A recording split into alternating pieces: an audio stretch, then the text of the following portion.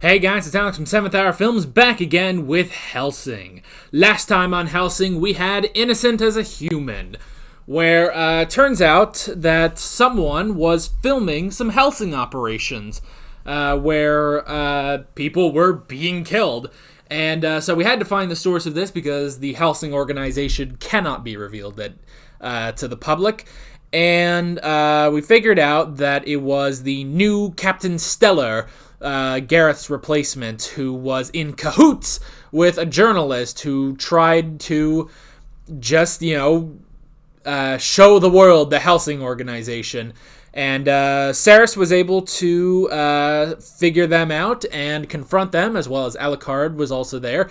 And actually, Integra was there, and so was Ferguson. So yeah, we took them all in. Alucard drank the journalist's blood, and yeah, it was a good day all around. But yeah, that was pretty much that. It was a really interesting episode. Oh, and at the end, Saris decided to start drinking some blood. So yeah, it'll be interesting to see what effect that has on her. So yeah, we should probably go ahead and get right into this episode of Hellsing. Here we go.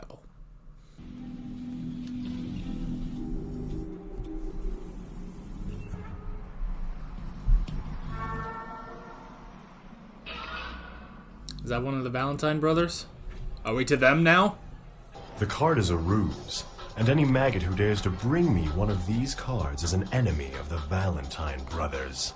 That kind of sounds like Endeavor. It's not like that. And Dio and Jared. Tell me about this place. Thank you for your patience on this matter, Alucard. I believe you will be very pleased. Alucard does not believe in doors. Explosive or mercury charge? Oh, Mercury. And of course, they've already been blessed. It's perfect, Walter. Miss Victoria, very good. I have a new weapon for you, as well. Oh boy. What is it? Is it a cannon? Yep. The 30mm anti-freak Harkonnen cannon. Oh, bitches love cannons. The Harkonnen cannon so uses two huge. types of ammunition. Isn't depleted uranium illegal? And anyway, I'm a strong girl, but I'm not that strong. Your next mission should be very interesting, Miss Victoria. Aw, that was fun. Looks like we're gonna play some war games, eh, bro? But first, we're going to need a few soldiers. Alright, so he'll be a soldier. So, I guess. Oh, daytime. I forgot what that was in this show. And now it's gone. A Roundtable conference must be held, mustn't it? I believe it must, and soon. Ah, that's right. There are no targets on scene. We don't even see any bodies. They got out of there. I smell blood. Hmm. But it's not just blood. All this for just one vampire. Yeah. It's a trap. What do you do? Get out! You run. Up. Yeah, just chuck him. Alright, she has gotten stronger.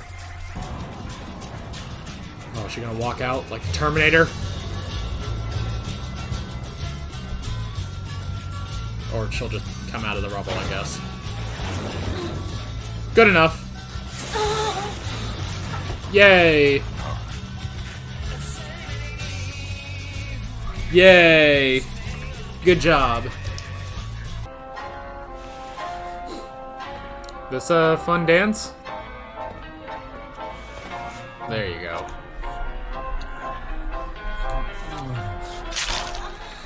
I mean, that's the thing. How entertaining is this, you know? Damn.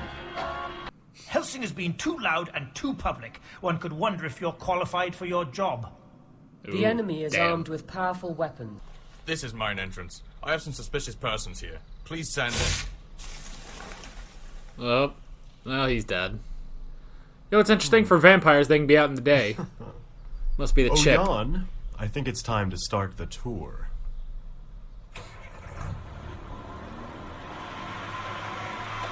We're a lot of foreign exchange students. From where? Texas! We are under attack! It seems to be an unknown number of enemy ghouls, all fully armed. They're disorganized. Fully so we're having armed trouble ghouls. predicting their movements. Good lord. They're attacking the Hellsing house. Believe it. Get that cannon out there. What is all this about, Integra? All outside units report back immediately. We must defend the third floor at all costs. Oh no. My God, they're already this far. The security in this place is so fucking weak. No. Come on, man. Old people's blood tastes like shit. But it's no fucking fun if I just shoot you. Ferguson! Come in! Ferguson! No, come on. Oh. I was wondering if it was gonna do that. It was a cliffhanger. Oh, man. They just cliff hung us. It's not a word, but whatever. Oh my gosh, it's the Valentine brothers. And Luke Valentine is played... I don't know how to say his name, but it's the guy that voices Jiren and Dever and Dio Brando. Okay. Alrighty, our first cliffhanger, really. Our first, I guess, part 1 of the series. So, okay, what is it with this voice actor, man? So, he always seems to play 2 of the same character.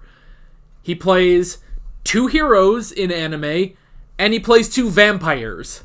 Like, 2 superheroes and 2 vampires. 2 heroes, Jiren and Dever, and then 2 vampires, Dio Brando, and now Luke Valentine. How does this voice actor keep showing up in my videos? Oh my gosh, it's ridiculous, but I love it. I love hearing that man's voice, because it's so deep and so... It's frankly intimidating, but I love it. So yeah. Oh boy. That is a cliffhanger. I love that. We can go ahead and pop right into the notes. The first thing I wrote down was new weapons. I did like that. That scene where Alucard and Saris get new weapons. I thought that was pretty cool. So, and I love just the detail about it. You know, just first off, Alucard's gun just looks like a longer version of the gun he already had. But the ammunition is all mercury, which is pretty cool. So it could even kill Anderson, which is pretty nice. Which is still crazy to think that Anderson is actually the biggest threat we've had. Yeah,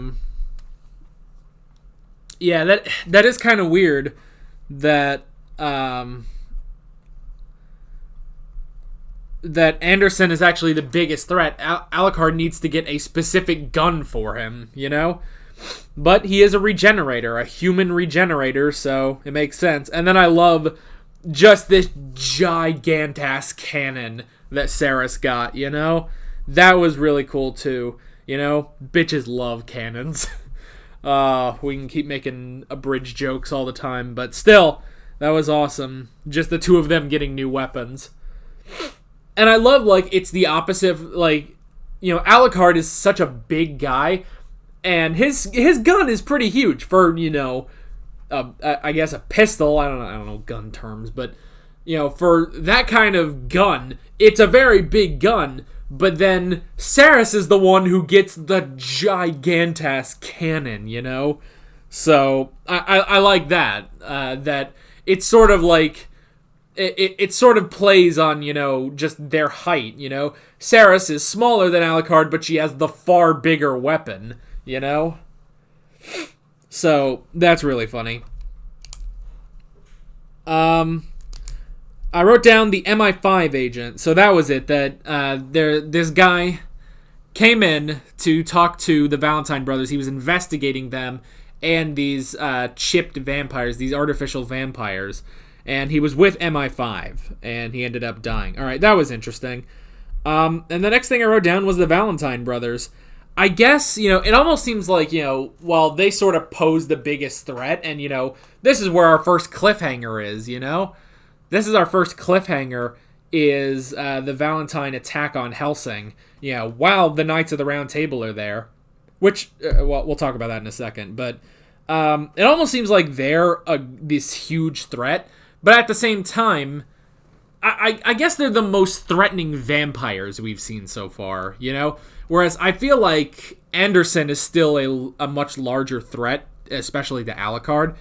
I think, the Valentine brothers are definitely, like, the most threatening vampires of these. And they are artificial vampires, because they can survive in the sunlight, whereas Alucard and Ceres can't. But they are... I don't know. I almost wonder, like, how strong they are. Neither of them have red eyes, but they are both vampires. So, yeah, why is it that, like, how strong are they, I wonder? I'm not sure if it's like, well, they're stronger than the average artificial vampire, or it's just that, they brought in all these ghouls, they're, being smart and attacking the Hellsing organization itself, It could just be that they planned this out more than the vampires we've seen. So yeah, they were pretty cool. And again, yeah, Luke Valentine. Actually, it should say his voice actor right here. I never know how to pronounce his name. Patrick Seitz? Patrick Seitz. We'll say Seitz. Patrick Seitz. And this is the fourth character in these videos that I've seen. Granted, I don't react to Dragon Ball Super. I was doing reviews, but whatever. But yeah, I have seen him in 4 different anime now. In Dragon Ball Super, he's Jiren. In My Hero Academia, he's Endeavor. In JoJo's Bizarre Adventure, he's Dio Brando. And now in Hellsing, he's Luke Valentine. So that is pretty crazy. I guess Luke Valentine, he's not as major of a character as, Jiren, one of the main antagonists. Endeavor, at least, in the canon, it's like, well, he's the number 2 hero. Or Dio Brando, who's the primary antagonist of JoJo's Bizarre Adventure Part 1. So, unfortunately, Luke Valentine is not as big as the other 3, but that is pretty crazy, having him in... Just the amount of times I have listened to this man's deep voice is crazy. So, yeah. I wrote down the trap. That was pretty interesting that they actually... See, that's the thing. That's why it's like, okay, well, it's not even that they're more powerful. The Valentine brothers aren't more powerful than previous, artificial vampires that we've seen. It's more that they're smarter, Luke and Jan are smarter. I would probably assume, Luke being the brains behind them.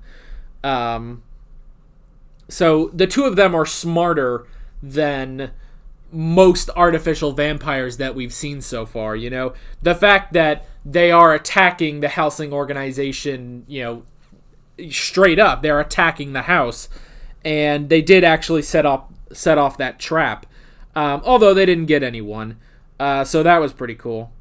And then I wrote down the conference, which, okay, they said they are the Knights of the Round Table. Is that legit? Is that a thing in Britain, that the government is head up by, or these, different heads of different, things within Britain? These are the Knights of the Round Table. Are they actually called that? I want to know. British people, tell me. I want to know if they're actually called the Knights of the Round Table, because that's really badass. So yeah, the Knights are here to talk with Integra. It's also interesting, them saying it's like, well, these non-human creatures have been around since ancient times, but no one has known about them, because we've done our job, And that's interesting that they say like, well, the Hellsing organization's got a bit more flashy. which is interesting. It's like, okay, well, you're letting your presence be known a little too much, despite the fact that last episode, the entire point was that we were trying to keep the Hellsing organization a secret, you know? So that's interesting, but we didn't get too much with them. And then the last thing I wrote down, or the last two things I wrote down, was the attack, which, again, the Valentine brothers are smarter. You know, they have all their ghouls, but they're, you know, fully decked out in armor and weapons and everything. So yeah, I do like that distinction that the Valentine brothers are smarter. At the very least, I would assume Luke is. They are smarter with how they are going against Hellsing. You know, even if they're not necessarily stronger than, you know, normal chipped vampires, they are smarter. So I like that. But the last thing I wrote down is Ferguson dead? Is he dead? I don't want him to be dead, you know? I'm tired of losing all our people, you know? Like, I feel like I just got to know Gareth and then he died. Except I didn't really know Gareth, but I don't know. I don't want them to die, you know? I want to keep them. So hopefully he's still alive, but I really don't know. But yeah, we'll have to see. But that's pretty much all I wrote down. This was another great episode. Really did enjoy it. And I'm excited to get in the next episode, see how we're going to beat them. I mean, I imagine you can just unleash Alucard and Saris and take them down, but we'll have to see how it all goes. So, yeah. Yeah, that is pretty much that. With all that being said, I'm Alex from 7th Hour Films, and I will see you guys next time. Take care. Alright guys, thanks for watching this video. If you want to watch more of my Hellsing reactions, you can click on the playlist, you can subscribe if you haven't done that already, and be sure you hit that notification bell. You can support me on Patreon and follow me on social media, links below in the description. See you guys later.